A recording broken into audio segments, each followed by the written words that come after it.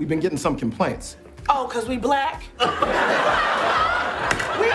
Is it professional behavior to break character on Saturday Night Live? Definitely not. But is it funny to see performers at the top of their game lose control on live TV? Every single time, yes.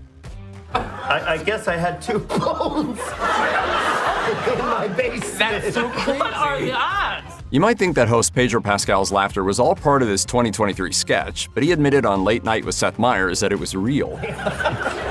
That's because the scene about Ego Wodim's tough-as-nails lawyer character having a hard time cutting through an extra well-done steak was really different in dress rehearsal. The table didn't shake nearly as much. So when it shook so violently, Pascal was genuinely caught off guard. After that, it seemed pretty tough to get any dialogue out without laughing, or for Wodim to even hold the steak. Every once in a while, you can watch an SNL sketch and recognize that it's an instant classic. Sir.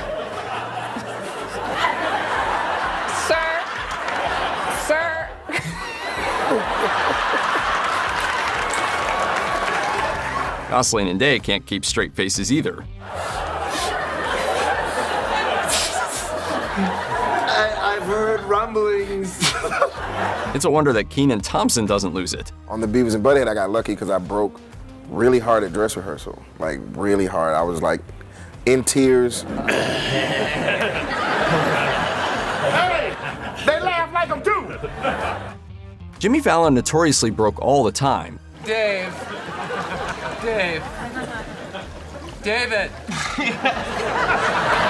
The giggles then spread to Dratch, who gets particularly tickled by this line from Farrell. Somewhere in the distance, we heard the pounding of native drums. In the end, nobody's safe. Was it in our minds? We don't know.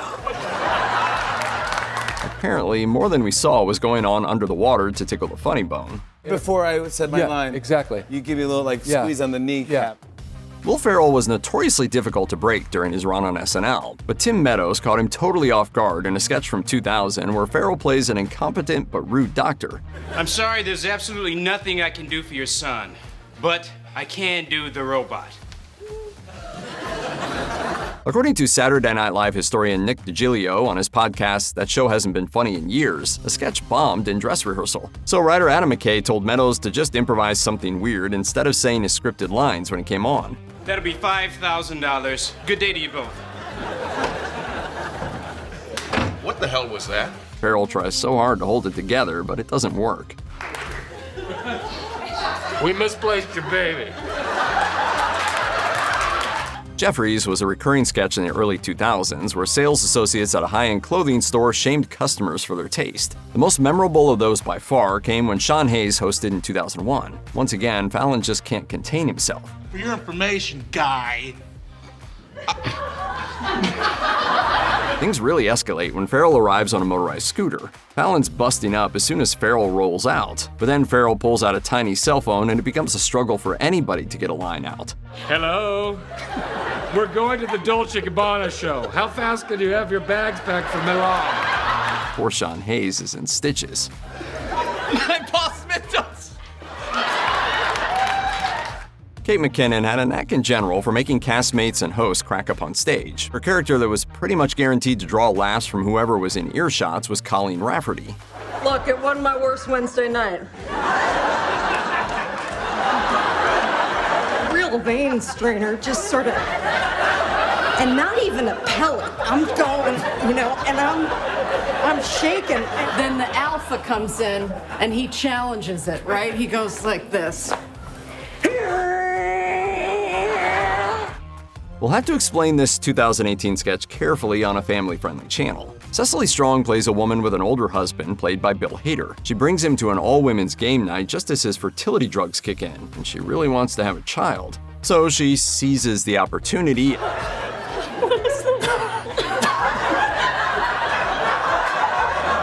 Then Hader tries to get out of line, and he can't. You know what? You should be ashamed of yourselves. This one. Another cast member who broke quite often was Pete Davidson, but it's understandable why he couldn't keep his composure in the 2018 Career Day sketch. Grind their bones into dirt!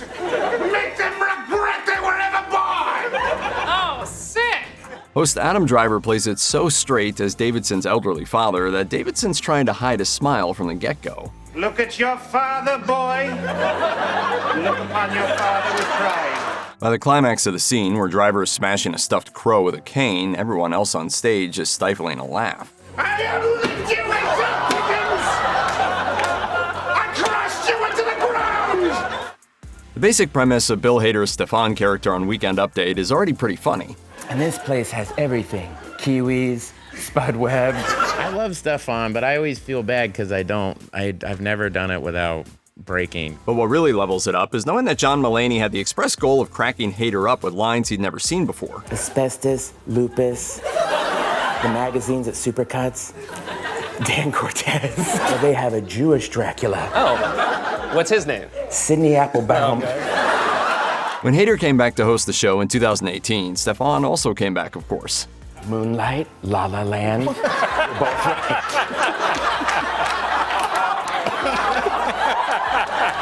Mulaney joined him at the update desk for the first time, too, so he could make Hader break in person. Thank you, Sean. The intended joke of the recurring Californians sketches in the early 2010s was the characters constantly and melodramatically talking about driving directions, but a lot of actual comedy simply came from ridiculous accents. And let it dump you out into Mulholland where you belong. You guys, I'm so happy that the family community. Now, is it okay if I use your upstairs bathroom? After a while, the breaking sort of became the appeal, to be quite honest. It's clear pretty early that the cast is feeling feisty in this one from 2004. Media is so sensitive there, so secretive. It all falls apart from there. She gets herself again with... That costume on, he's probably in the early stages of heat stroke. And the giggles get contagious. Soon enough, everyone at the table is laughing. I can't have children.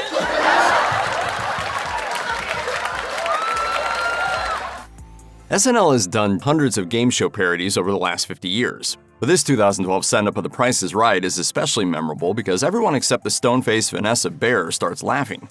It's a glamorous one day, no night stay, and the baby be giant Ryan officer. Add a rubber chicken into the mix and it's even harder to keep a straight face. If your man likes chicken, you might like chicken.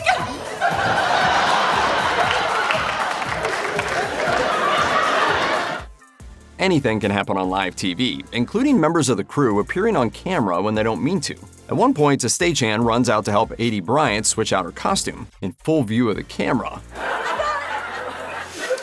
I believe. Well said, Denise. Yes. SNL cast members and hosts making each other laugh has been happening since the very beginning, like when host Candice Bergen called Gilda Radner's character her own character's name instead. You're not too bright, are you, Fern? I mean, whatever your name was. What makes it extra great is that Radner is the one whose character is supposed to be very stupid. You know, we all can't be brainy like Fern here. Radner then gets Bergen again with what's pretty clearly an ad-lib she wasn't expecting. Extremely stupid people are discriminated against all the time. And I should know, and so should Fern, because we are. Hey, Matt, how can we get back on the right track? In easily one of the funniest SNL sketches of all time from 1993, Chris Farley plays motivational speaker Matt Foley, who lives in a van down by the river. It's totally understandable then that David Spade and Christina Applegate, who play the teenagers Foley is trying to motivate, can't stop laughing. You're using your paper not for writing, but for rolling doobies. What's most amazing is that parents Phil Hartman and Jan Hooks don't break, at least that we can see on camera. Foley returned and managed to get Spade again in a Halloween-themed sketch later that year. Who